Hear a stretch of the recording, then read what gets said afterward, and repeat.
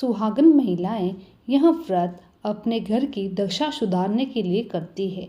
इस दिन महिलाएं पूजा और व्रत करके गले में एक खास डोरा पहनती है ताकि परिवार में सुख समृद्धि, शांति, सौभाग्य और धन संपत्ति बनी रहे। ग्रंथों के अनुसार ये व्रत करने से सभी तरह की परेशानी से बचा जा सकता है। आइए जानते हैं सरल पूजा विधि। इस दिन कच्चे सूत का 10 तार का डोरा जिसमें 10 गठान लगाते हैं, फिर पीपल की पूजा करते हैं। इस डोरे की पूजन करने के बाद कथा सुनते हैं। इसके बाद डोरे को गले में बांधते हैं। इस दिन महिलाएं एक ही प्रकार का अन्न एक समय खाती है। भोजन में नमक नहीं होना चाहिए। विशेष रूप से अन्न में गेहूं का ही उपयोग करते हैं। दशा माता की पूजा पीपल के पेड़ की छांव में करना शुभ होता है और पीपल के आसपास पूजा का धागा भी बांधा जाता है। पीपल की पूजा से भगवान विष्णु की पूजा भी इस दिन हो जाती है। नियम: यदि यह व्रत एक बार रख लिया तो इसे जीवन भर किया जाता है और इसका उद्यापन नहीं होता है। इस व्रत को बीच में नहीं छोड़ सकते। ऐसा करना अशुभ माना जाता है। यदि सेहत संबंधी समस्या और कोई समस्या हो तो उद्यापन करने के बाद इसे छोड़ सकते हैं। इस व्रत में साफ सफाई का विशेष ध्यान रखते हैं। झाड़ू आदि खरीदने की परंपरा भी प्रचलित है। दशा माता का डोरा साल भर गले में पहना जाता है, लेकिन यदि दशा माता का डोरा साल भर नहीं पहन सकते तो वैशाख महीने के शुक्ल पक्ष की किसी अच्छे दिन खोलकर रखा जा सकता है। उस दिन व्रत करना चाहिए। चलो जानते हैं दशा माता व्रत की पौराणिक कथा। दशा माता व्रत की पौराणिक कथा के अनुसार प्राचीन समय में राजा नल और दमयंती रानी सुखपूर्वक राज्य करते थे। उनके 2 पुत्र थे। उनके राज्य में प्रजा सुखी और संपन्न थी। एक दिन की बात है, उस दिन होली दशा थी। एक ब्राह्मणी राजमहल में आई और रानी से कहा, दशा माता का डोरा ले लो। बीच में दासी बोली, हाँ रानी साहिबा, आज के दिन सभी सुहागन महिला दशा माता की पूजन और व्रत करती है तथा इस डोरे की पूजा करके गले में बांधती है, जिससे अपने घर में सुख समृद्धि आती है। अंत रानी ने ब्राह्मणी से डोरा ले लिया और विधि अनुसार पूजन करके गले में बांध दिया। कुछ दिनों के बाद राजा नल ने दमयंती के गले में डोरा बंधा हुआ देखा। राजा ने पूछा, इतने सोने के गहने पहनने के बाद भी आपने यह डोरा क्यों पहना है? रानी कुछ कहती इसके पहले ही राजा ने डोरे को तोड़कर जमीन पर फेंक दिया। रानी ने उस डोरे को जमीन से उठा लिया और राजा से कहा, यह तो दशा माता का डोरा था, आपने इसका अपमान करके अच्छा नहीं किया। जब रात्रि में राजा सो रहे थे तब दशा माता स्वप्न में बुढ़िया के रूप में आई और राजा से कहा, हे राजा, तेरी अच्छी दशा जा रही है और तेरी बुरी दशा आ रही है। तूने मेरा अपमान करके अच्छा नहीं किया है। ऐसा कहकर बुढ़िया के रूप में दशा माता अंतर्धान हो गई। जब जैसे तैसे दिन बीतने गए, वैसे वैसे कुछ ही दिनों में राजा के ठाट बाट, हाथी घोड़े, धन धान्य, सुख शांति सब कुछ नष्ट होने लगा। अब तो भूखे मरने का समय आ गया।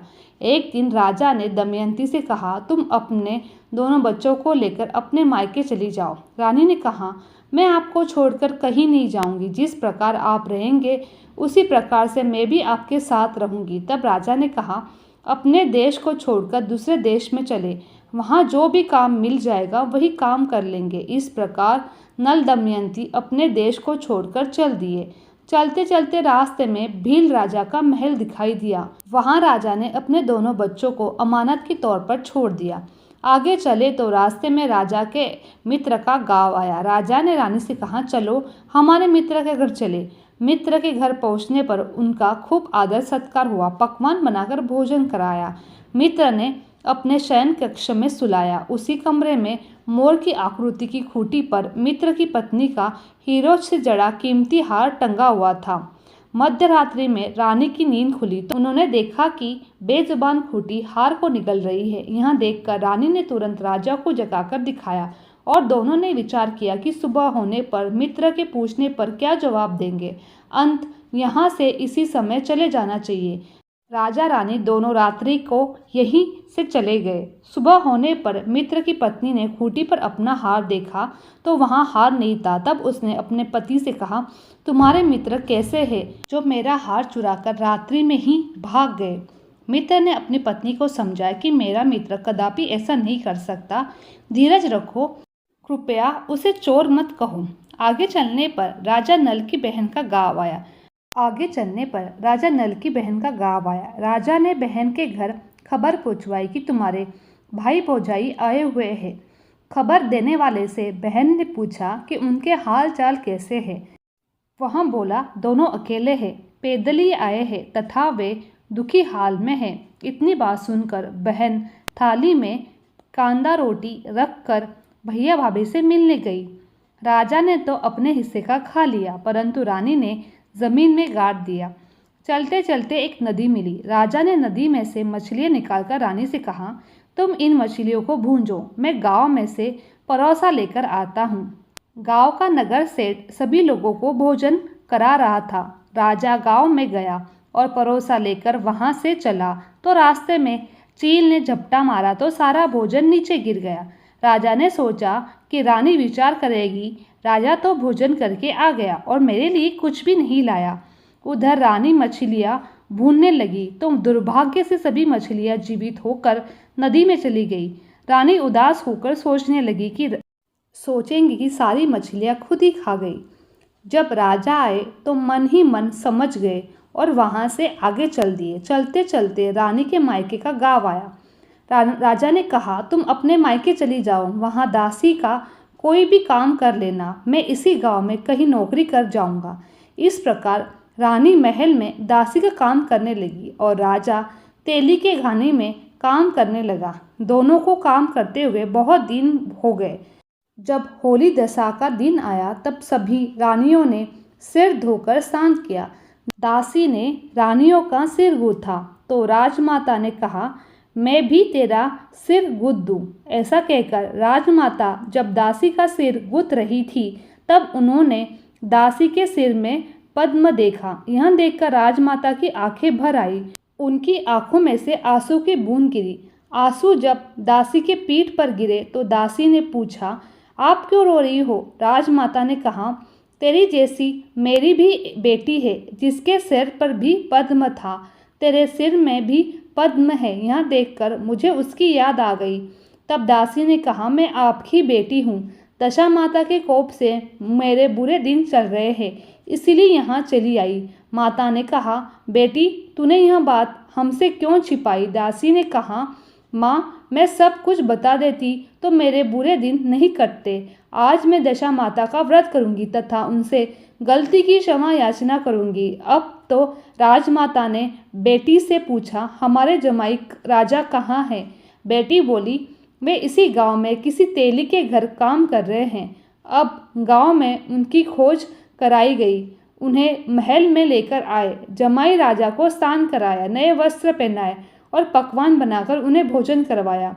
अब दशा माता के आशीर्वाद से राजा नल और दमयंती के अच्छे दिन लौट आए। कुछ ही दिन वहीं बिताने के बाद अपने राज्य में जाने को कहा। दमयंती के पिता ने खूब सारा धन, हाथी घोड़े देकर बेटी जमाई को विदा किया। रास्ते में वही जगह आई जहाँ रानी ने मछलियों को भूना था और राजा के हाथ में चील के झपटा मारने से भोजन जमीन पर गिरा था।